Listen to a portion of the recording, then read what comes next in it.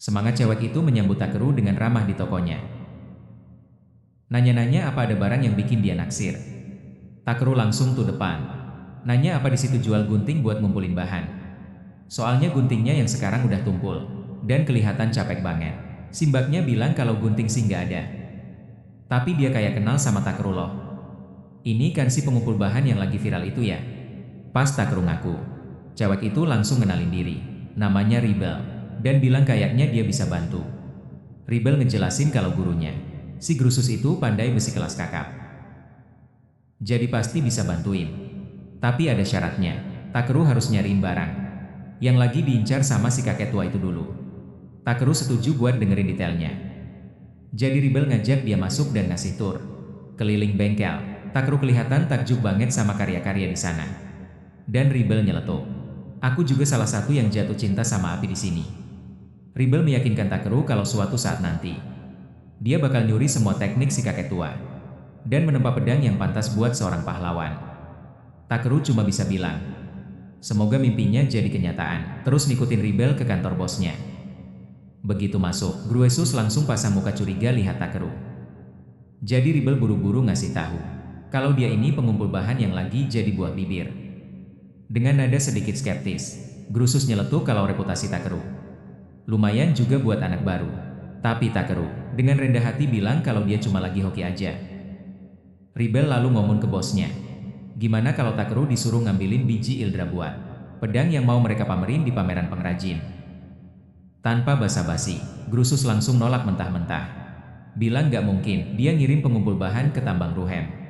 Yang bahayanya minta ampun. Rebel coba ngebujuk. Bilang kalau nggak dicoba, ya nggak bakal tahu si Takeru mau atau enggak. Gruesus langsung naikin suaranya buat nyuruh Rebel diam. Jawabannya tetap enggak. Tapi Rebel kepala batu. Dia terus-terusan maksa, sambil ngingetin soal tenggat waktu yang mepet. Saking nekatnya, Rebel narik jenggot bosnya sambil nantang. Ya udah tempa aja pedangnya pakai bahan seadanya. Coba aja kalau masih berani, ngaku-ngaku, Master tantang Rebel. Setelah itu, Gruesus langsung teriak-teriak, bilang Rebel benar-benar kurang ajar. Tapi dia juga ngasih peringatan, tambang Ruhaim itu sekarang bukan cuma penuh monster. Tapi ada gosip kalau di bawah sana ada iblis.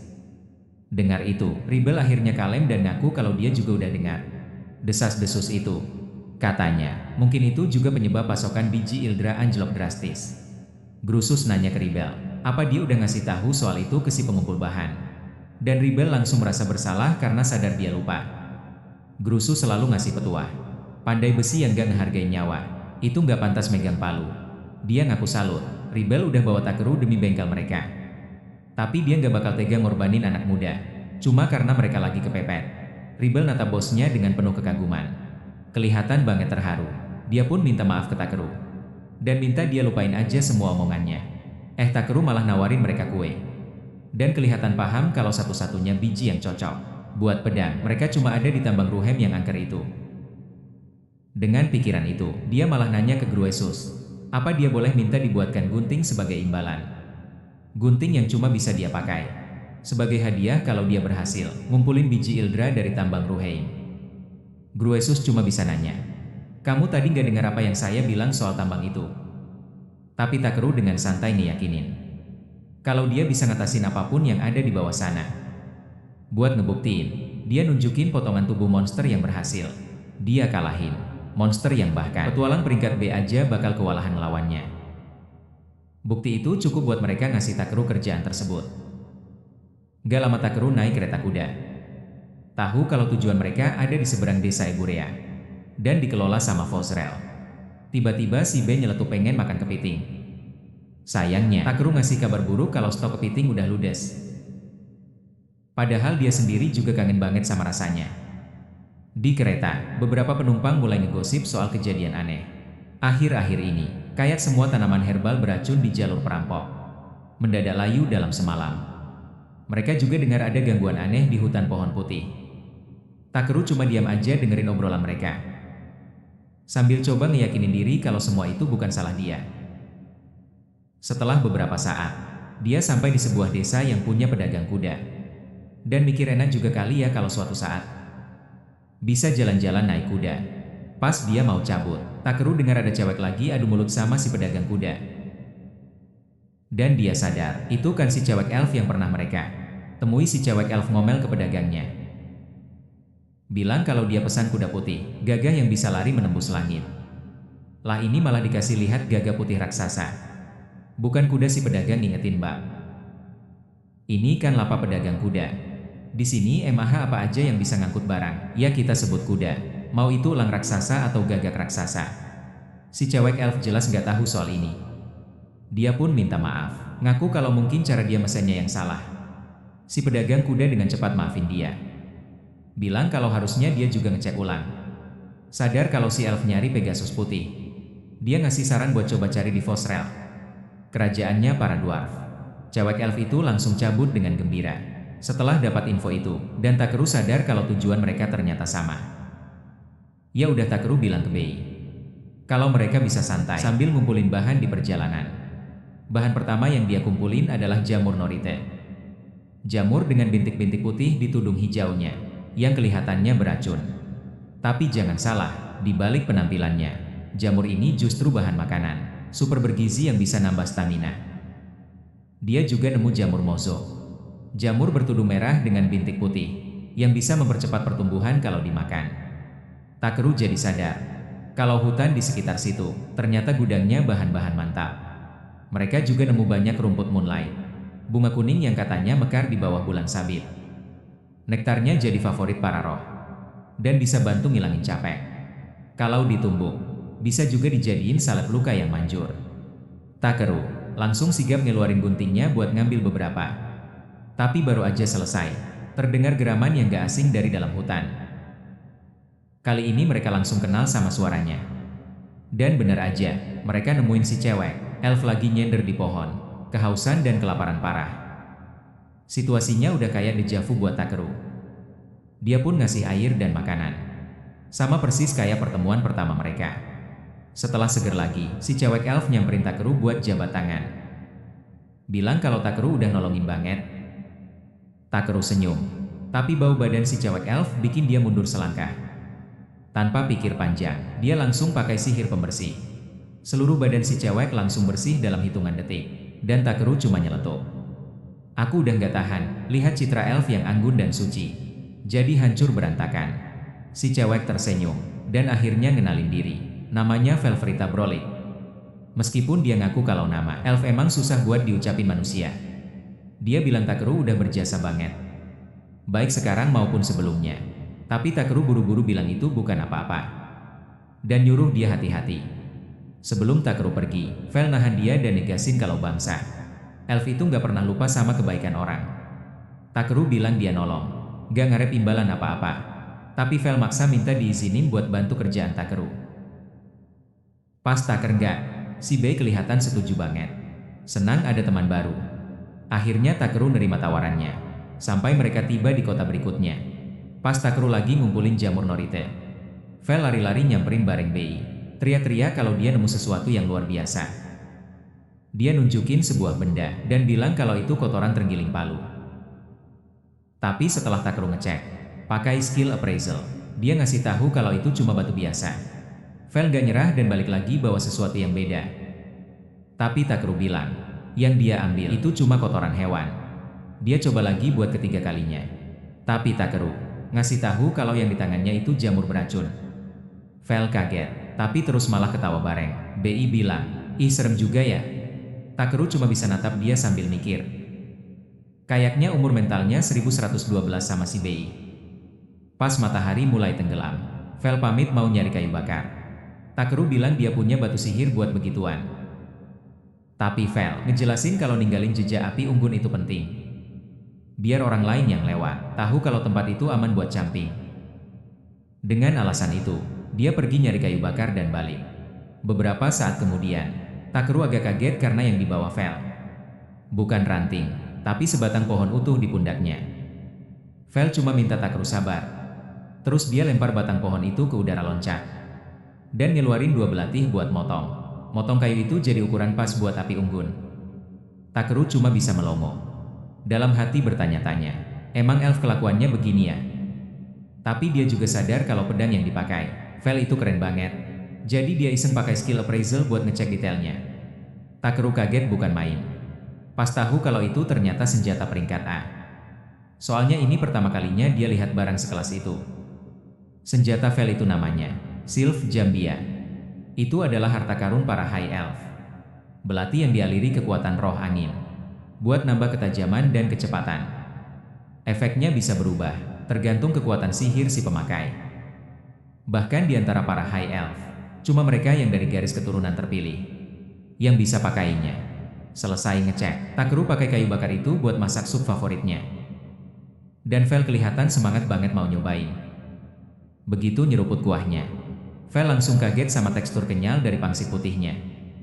Dan sayuran yang meresap ke dalam kaldu. Bikin rasanya lembut, tapi kaya banget. Vel dan Bei sama-sama nikmatin sup yang luar biasa itu.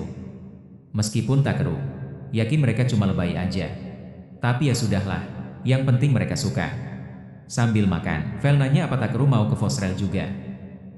Dan dia jawab iya. Ada kerjaan ngumpulin biji Ildra dari tambang Ruhaim. Takeru balik nanya kenapa Vel mau ke sana, dan ekspresi Vel langsung berubah serius. Dia ngejelasin kalau dia lagi nyari Pegasus putih dari surga. Yang udah lama banget diidam-idamkan sama saudarinya. Ryo Takara Takeru udah coba buat nanggepin dengan serius. Tapi remah-remah di muka Vel langsung ngerusak suasana. Vel ngelap mukanya pakai lengan baju dan ganti topik. Bilang kalau dia jadi keenakan makan masakan Takeru lagi. Jadinya utang budinya ke Takeru makin numpuk. Takeru lalu nawarin buat nyewa Vel jadi pengawalnya sekalian, biar ada yang ngajarin trik-trik kayak soal api unggun tadi. Vel kaget masa cuma itu bayarannya. Padahal Takeru rasa itu udah permintaan yang lumayan banyak. Setelah selesai makan, Vel bilang apapun takdir yang mempertemukan mereka di sini. Dia anggap itu pertanda baik. Segala puji bagi Dewi kami, Liva Rolina katanya. Vel akhirnya nerima tawaran. Takeru bilang kalau dia bakal nemenin perjalanannya sebagai pengawal. Takeru agak kaget lihat Vel. Tiba-tiba jadi kelihatan bisa diandelin.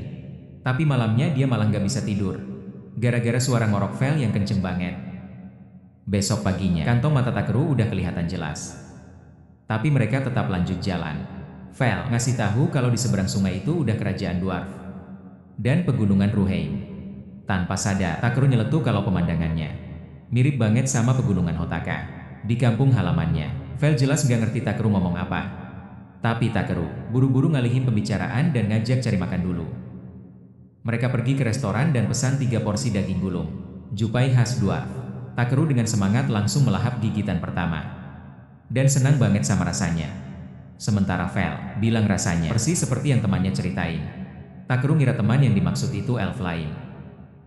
Tapi Vel ngejelasin kalau temannya itu seorang lizard man yang punya gelar kehormatan Raja Naga Kesatria, naga suci dari Kekaisaran Stolfus. Katanya temannya itu lagi menuju Belkime. Jadi mungkin Takeru udah papasan sama dia. Tiba-tiba Clayton muncul entah dari mana dan bilang kalau pertemuannya lebih dari sekedar papasan. Vel dengan gembira nyapa. Temannya bilang udah lama gak ketemu. Tapi Clayton malah ngomelin Takeru karena pergi gitu aja tanpa pamit. Takeru dengan gugup ngejelasin kalau sebenarnya dia udah lapor ke Guild. Meskipun laporannya cuma bilang mau pergi sebentar. Clayton nuduh dia emang dari dulu gak pernah jelas. Terus nanya sebenarnya dia mau kemana. Takeru jawab kalau dia mau ke tambang Ruhaim buat ngambil biji Ildra. Tapi Clayton kelihatan kaget banget dengar itu. Soalnya kontrak nambang kayak gitu harusnya nggak bisa diambil sama petualang di peringkatnya. Takeru ngejelasin kalau kelihatannya mereka lagi butuh banget, jadi dia nggak tega nolak. Clayton ngasih peringatan kalau tambang Rohaim itu bahaya banget. Jadi imbalannya harus setimpal. Kalau nggak dia bakal nyesel. Takeru ngasih tahu kalau dia bakal dapat hadiah kok. Soalnya Gruesus janji bakal bikinin dia gunting paling canggih. Dia mikir kalau udah bisa dapat kebaikan dari pandai besi kelas atas, mungkin nanti dia bisa minta dibikinin panci bagus atau wajan telur dadar juga. Clayton awalnya kaget, tapi terus dia menghela nafas dan bilang, "Kamu ini baik hati atau naifnya kebangetan sih?" Takeru meyakinin kalau buat seorang pengumpul bahan, gunting itu lebih penting daripada pedang. Jadi menurutnya itu hadiah yang keren banget. Merasa nggak ada pilihan lain, Clayton akhirnya mutusin buat ikut. Bilang dia bakal nemenin Takeru ke tambang Ruhaim. Lagian, dia juga emang berencana ke Fosral buat benerin tombaknya. Awalnya Takeru ragu, tapi Vel malah semangat banget pas tahu Claysten bakal jadi pengawal Takeru juga. Dia ngasih tahu Claysten kalau dia juga lagi jalan bareng Takeru sebagai pengawalnya menuju Fosrel. Claysten ngaku kalau kata pengawal kedengarannya keren juga. Jadi dia setuju buat jadi pengawal kedua Takeru. Jadilah sekarang Takeru diapit sama samurai tua yang cerewet dan elf yang suka nyusahin. Meskipun mereka berdua jago banget, Takeru entah kenapa malah jadi cemas. Besoknya mereka akhirnya sampai di Fosrel. Tapi malah nemuin kerumunan orang di pintu masuk. Takeru nyeletuk kalau setiap gerbang kota yang mereka datangin pasti penuh sesak. Bener-bener jadi masalah. Meskipun begitu, Claysten mutusin buat ngobrol sama salah satu penjaga.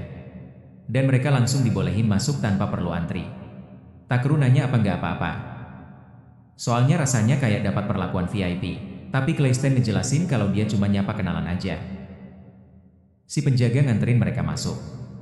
Sambil cerita kalau Fosrel itu dulunya pemukiman tambang yang dibangun di dalam gua. Gua besar bekas galian biji besi. Dia nyambut mereka di kerajaan Dwarf. Dan Takeru kaget bukan main. Lihat ada kota utuh di bawah tanah.